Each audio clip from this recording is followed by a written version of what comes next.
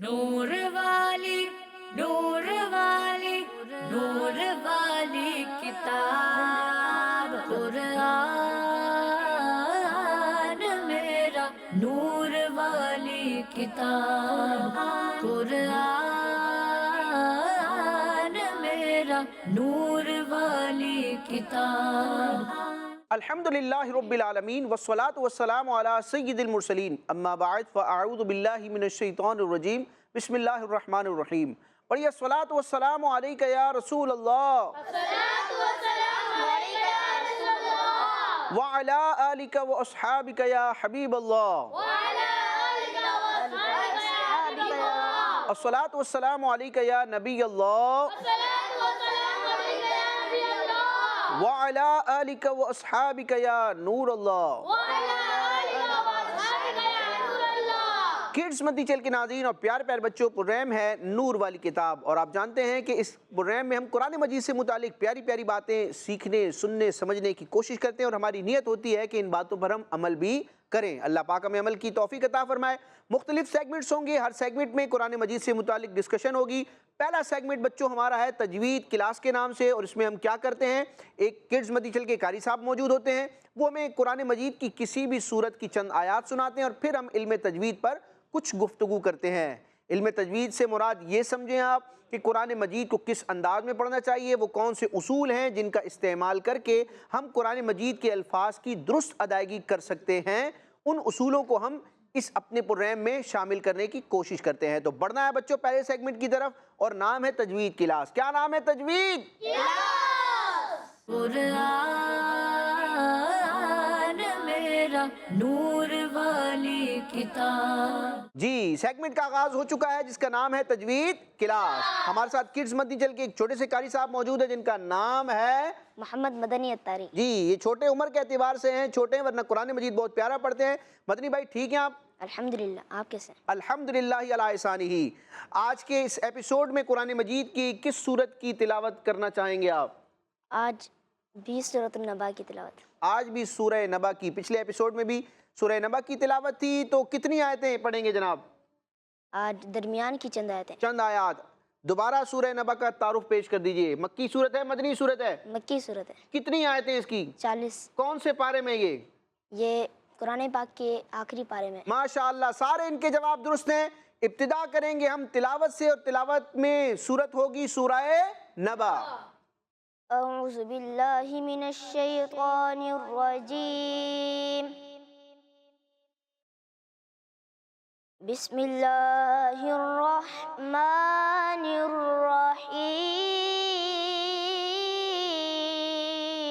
الرحیم.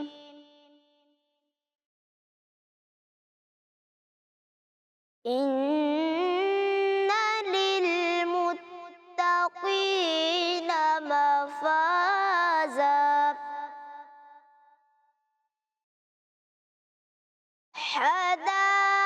حدائق وأعنابا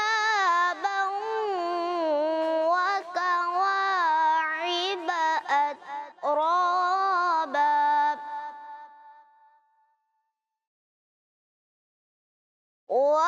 وكواعب أترابا وكأسا دهاقا.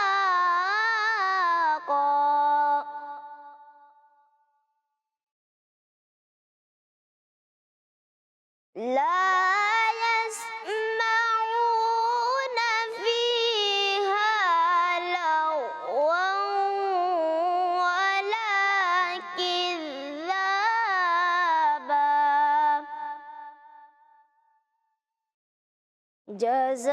جزاء من ربك عطاء حسابا. رب السماوات والأرض وما بينهما الرحمن وما بينهما الرحمن لا يملكون منه خطابا صدق اللہ العظیم. ماشاء اللہ. سورہ نبا کی چند آیات سے ہمارے سیگمنٹ کا آغاز ہو چکا ہے. اب سیگمنٹ کا جو دوسرا مرحلہ ہوتا ہے اس میں ہم تجوید پر بات کرتے ہیں. قرآن مجید کو درست انداز میں پڑھنے سے متعلق جو قواعد ہیں ان کو ہم بیان کرتے ہیں. بچوں آپ کو اسکرین پر سورہ نبا کی چند آیات نظر آ رہی ہیں. ان آیات میں بہت سارے قواعد کا استعمال ہوا ہے. میں آپ کے سامنے مختصر انداز میں ایک قاعدہ بیان کروں گا. وہ قاعدہ ہے مدات سے تعلق رکھنے والا. ٹھیک ہے. الف مدات کا تو آپ کو پتا ہے نا. الف مدہ تو پہچانتے ہیں آپ. وہ کیا ہوتا ہے؟ الف سے پہلے جب زبر ہو تو کیا ہوتا ہے؟ الف مدہ. اب ہم نے ایک اور چیز دیکھنی ہے. الف سے پہلے زبر ہے تو الف مدہ ہے. الف کے فوراً بعد والا حرف دیکھنا ہے کہ وہ کون سا ہے. اگر الف مدہ کے فوراً بعد آنے والا حرف حمزہ ہو. کیا ہو؟ حمزہ. اور وہ اسی کلمے میں ہو تو ہوگا مد متصل. دوبارہ بیان کرتا ہوں. الف مدہ کے فوراً بعد اسی کلمے میں اگر حمزہ آ جائے تو کیا ہوتا ہے؟ مد متصل. اور مد متصل کو بچوں کھینچ کے پڑھتے ہیں. کتنا کھینچ کے پڑھتے ہیں؟ اس کی مقدار ہے 2.5 الف. 2.5 الف. 2.5 الف کا مطلب یہ ہے کہ 4 یا 5 حرکات کے برابر مد متصل کو کھینچ کے پڑھتے ہیں. ٹھیک ہے بچوں. یہ آپ کو الف مدہ میں نے سمجھانے کے لیے کہا کیونکہ اسکرین پر آپ کو جو مثالیں دکھاؤں گا وہ الف مدہ کی ہیں. ورنہ اصول یہ ہے کہ حروف مدہ کے بعد حمزہ اگر اسی کلمے میں آئے تو کیا ہوتا ہے؟ مد متصل ہوتا ہے. اس کو کتنا کہتے ہیں؟ 2.5 الف. یعنی کہ 4 یا 5 حرکات کے برابر کھینچ کے پڑھتے ہیں. اب ہم اسکرین پر دیکھتے ہیں قرآن مجید کی سورہ نبا کی یہ چند آیات ہیں. ان میں آپ کو اس آیت میں ایک لفظ نظر آ رہا ہے حدائقہ. صحیح ہے. پورا کلمہ یہ حدائقہ. اب یہ کیسے پڑھیں گے حدائق؟ اب دیکھیں الف سے پہلے کیا آ رہا ہے؟ تو الف مدہ ہوا. اس کے فوراً بعد آپ کو کیا نظر آ رہا ہے؟ حمزہ. اور حمزہ ہے بھی اسی کلمے میں. تو حروف مدہ کے بعد حمزہ اسی کلمے میں آئے تو کیا ہوتا ہے؟ مد متصل. ماشاءاللہ. اسی طرح آپ دیکھیں اس آیت مبارکہ میں آپ کو یہ کلمہ نظر آ رہا ہے. دیکھیں الف سے پہلے زبر ہے تو کیا ہوا؟ الف مدہ. اور اس کے فوراً بعد اسی کلمے میں کیا آ رہا ہے؟ حمزہ. تو کیا ہوگا؟ مد متصل. ایک اور مثال دیکھتے ہیں. دیکھیں الف اور اس سے پہلے والے حرف زا پر زبر ہے تو کیا ہوگا؟ الف مدہ. الف مدہ حروف مدہ کے فوراً بعد حرف مدہ کے فوراً بعد کیا آ رہا ہے؟ حمزہ. اور اسی کلمے میں آ رہا ہے تو کیا ہوگا؟ مد متصل. اور اس کو کتنا کھینچیں گے؟ 2.5 الف. یعنی 4 یا 5 حرکات کے برابر کھینچ کے پڑھیں گے. اللہ پاک ہمیں تجوید کے ان قواعد کو سمجھنے، سیکھنے، ان کا استعمال کرنے اور درست انداز میں قرآن مجید پڑھنے کی توفیق عطا فرمائے. آمین. اسی کے ساتھ ہمارا یہ سیگمنٹ مکمل ہوا. بڑھنا ہے دوسرے سیگمنٹ کی طرف جس میں بچوں ہم کیا کرتے ہیں؟ قرآن مجید کی مختلف صورتوں اور آیتوں کے فضائل جانتے ہیں. تو آج کون سی صورت ہے یا کون سی آیت ہے جس کی فضیلت جانیں گے؟ تو بڑھنا ہے سیگمنٹ کے نام کی طرف. بچوں سیگمنٹ کا نام ہے سورت اور آیات کے فضائل. کیا نام ہے؟ سورت اور آیات کے قرآن میرا نور والی کتاب. آج جس آیت کی ہم فضیلت جانیں گے اس آیت کو کہا جاتا ہے آیت الکرسی. کیا نام دیا جاتا ہے اس کو؟ آیت الکرسی. بہت مشہور آیت مبارکہ ہے. اس کی کچھ فضیلت سنتے ہیں. چنانچہ حدیث پاک میں ہے کہ آیت الکرسی قرآن پاک کی آیتوں میں بہت ہی عظمت والی آیت ہے. ایک اور حدیث پاک میں ہے سورہ بقرہ میں ایک آیت ہے جو قرآن پاک کی تمام آیتوں کی سردار ہے. وہ آیت جس گھر میں پڑھی جائے اس گھر سے شیطان نکل جاتا ہے اور وہ آیت الکرسی ہے. سبحان اللہ. بچوں آیت الکرسی سورہ بقرہ میں ہے اور یہ تمام قرآن مجید کی آیتوں کی کیا ہے؟ سردار ہے. بڑی اس کی عظمت ہے اور اس کی یہ فضیلت بھی بیان کی گئی. ایک اور فضیلت سنتے ہیں.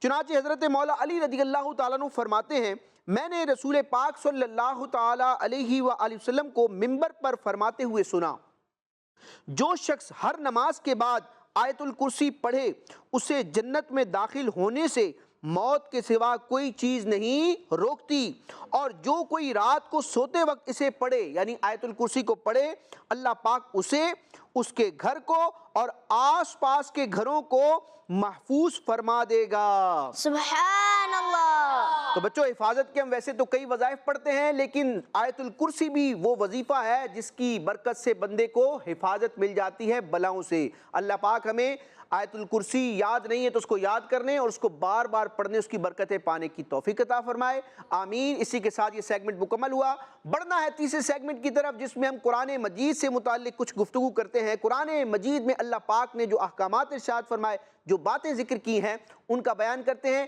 بچوں، یہ ریکارڈڈ سیگمنٹ ہوگا اور اس کا نام ہے ہمارا قرآن۔ کیا نام ہے ہمارا؟ قرآن۔ قرآن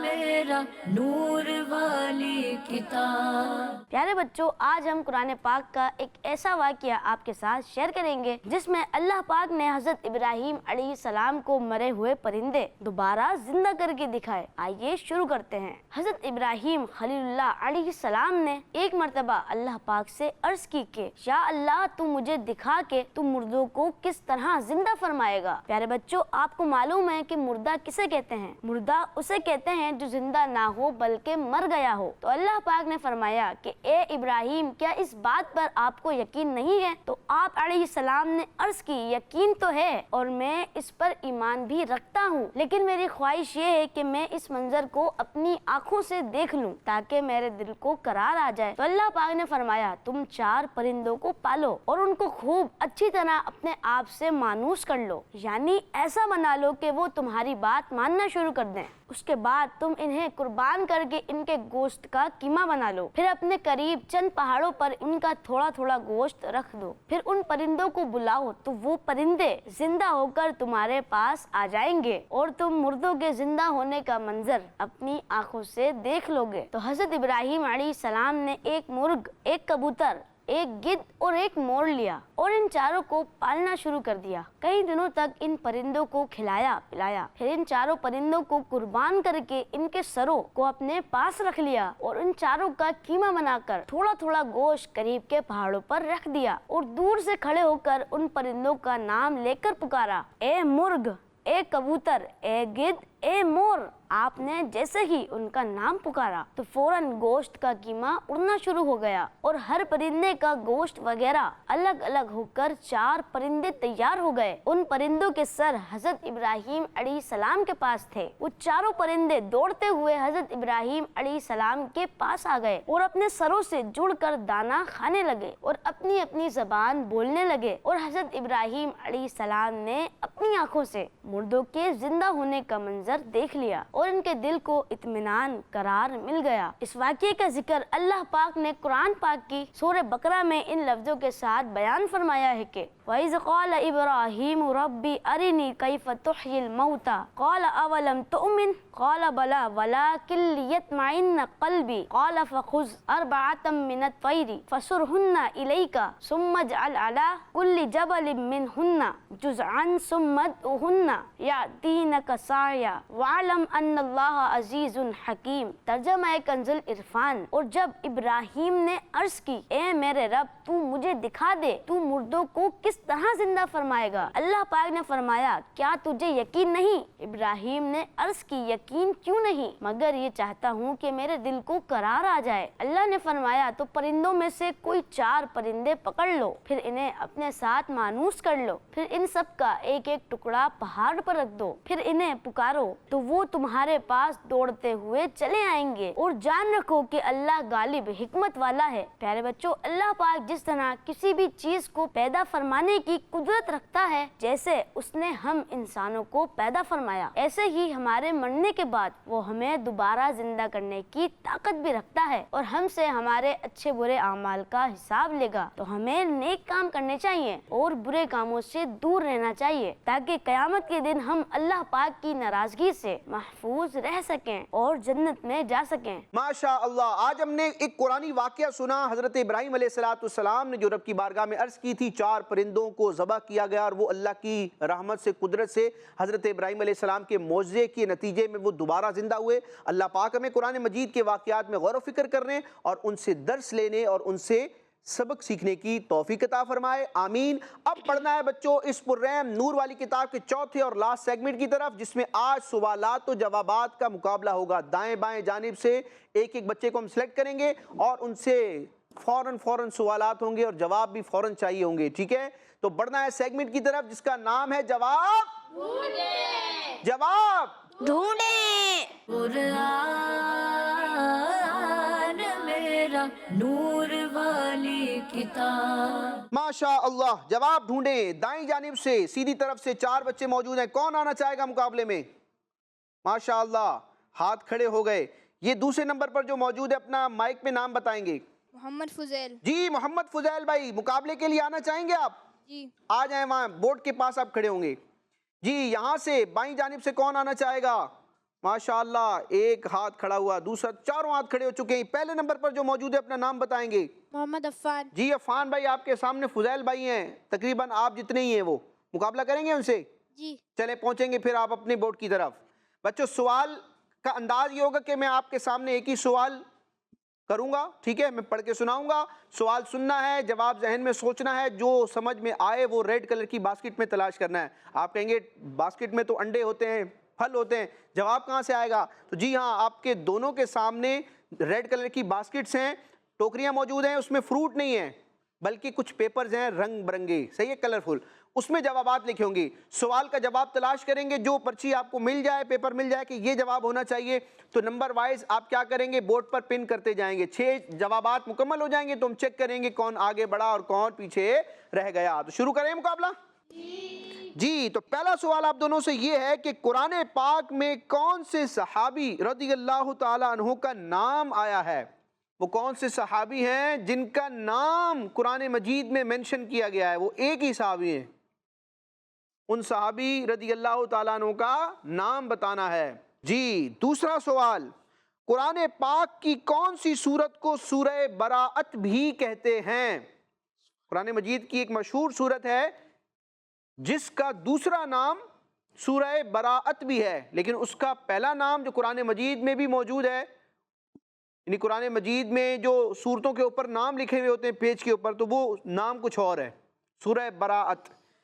जी तीसरा सवाल ये है कि कुरान पाक की वो कौन सी सूरत है जिसे रोजाना रात को पढ़ने वाला कभी मोहताज नहीं होगा?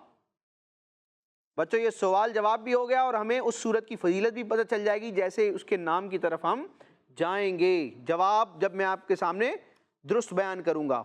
चौथा सवाल आप लोगों से ये है कि कुरान पाक की कौन सी सूरत है जिसे सूरह असरा भी कहते हैं? कुरान मजीद की वो कौन सी सूरत है जिसे सूरह असरा भी कहते हैं? उसका एक दूसरा नाम है जो कुरान मजीद में मेंशन है। कुरान मजीद में उस सूरत के सफ़ात में ऊपर आपको नाम नजर आएगा उस सूरत का।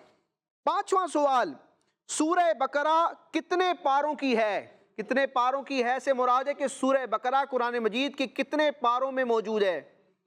1 से ज़ायद पारों में सूरह बकरा है। कहाँ से शुरू हो रही है, कहाँ पर ख़त्म हो रही है, कितने पारों में सूरह बकरा मौजूद है? जी बता दिया आप लोगों ने। आखिरी सवाल ये है कि ला युहिब्बु से कुरान पाक का कौन सा पारा शुरू होता है? कुरान मजीद के उस पारे का नंबर बताना है जिस पारे की इब्तिदा ला युहिब्बु के कलिमात से होती है।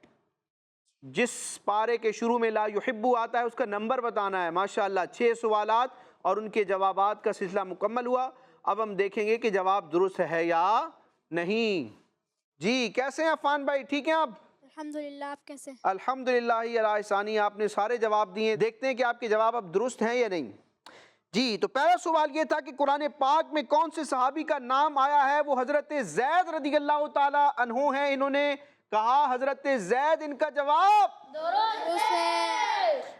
सूरह बरात, कुरान पाक की कौन सी सूरत है जिसे सूरह बरात कहा जाता है? तो सूरह तौबा है जिसे सूरह बरात भी कहते हैं। इनका ये जवाब भी दुरुस्त है। ठीक है बच्चों, सूरह तौबा का दूसरा नाम क्या है? सूरह बरात। तीसरे सवाल का जवाब था सूरह वाक़िया। سوال یہ تھا کہ قرآن پاک کی وہ کون سی سورت ہے جسے روزانہ رات کو پڑھنے والا کبھی محتاج نہیں ہوتا؟ وہ سورہ واقعہ ہے۔ اللہ پاک اس پر عمل کی توفیق عطا فرمائے۔ ان کا یہ جواب بھی درست ہے۔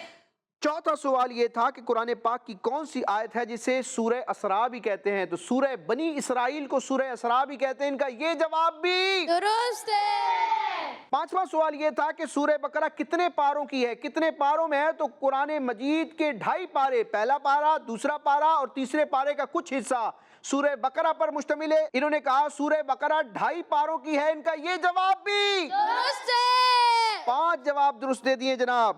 لا یحبو سے قرآن پاک کا پارہ نمبر 6 شروع ہوتا ہے۔ ان کا یہ جواب بھی درست ہے۔ تو ہمارے عفان بھائی اس طرح مقابلے میں آگے بڑھ گئے ہیں۔ اب بڑھیں گے ہم کن کی طرف؟ فضیل بھائی کی طرف۔ کیسے ہیں فضیل بھائی؟ ٹھیک ہیں آپ؟ ماشاءاللہ آپ نے جوابات بھی سن لیے، آپ کے جوابات بھی دیکھتے ہیں، لگ رہا ہے کہ آپ کے بھی جوابات درست ہیں۔ پھر بھی دوبارہ ہم ریپیٹ کرتے ہیں، ٹھیک ہے؟ پہلے سوال کا جواب تھا حضرت زید رضی اللہ تعالیٰ عنہ، ان کا جواب درست ہے۔ دوسرے سوال کا جواب تھا سورہ توبہ، ان کا یہ جواب بھی درست ہے۔ تیسرے سوال کے جواب میں سورہ واقعہ کہنا تھا، ان کا یہ جواب بھی درست ہے، کوئی غلطی نہیں ہوئی۔ چوتھے سوال کا جواب تھا سورہ بنی اسرائیل، ان کا یہ جواب بھی درست ہے۔ آج سارے سوال قرآن سے متعلق ہیں۔ پانچویں سوال کا جواب تھا سورہ بقرہ 2.5 پاروں کی ہے، یعنی 2.5 پاروں میں موجود ہے، ان کا یہ جواب بھی درست ہے۔ اور سوال نمبر 6 کا جواب تھا پارہ نمبر 6، ان کا یہ جواب بھی درست ہے۔ ہمارے فضیل بھائی بھی آگے بڑھ گئے ماشاءاللہ۔ تو اسی کے ساتھ ہمارا یہ سیگمنٹ کیا ہوا؟ مکمل ہوا۔ اور چونکہ سیگمنٹ آخری تھا تو ایپیسوڈ بھی مکمل ہوا۔ انشاءاللہ نیکسٹ ایپیسوڈ میں پیارے پیارے بچوں کے ساتھ دوبارہ حاضر ہوں گے، قرآن مجید سے متعلق پیاری پیاری باتیں لے کر۔ کڈز مدنی چینل دیکھتے رہا کیجئے۔ آمین بجاہ النبی الامین صلی اللہ تعالی علیہ وسلم۔ کڈز مدنی چینل، ہمارا مدنی چینل۔ نور والی، نور والی، نور والی کتاب قرآن میرا، نور والی کتاب قرآن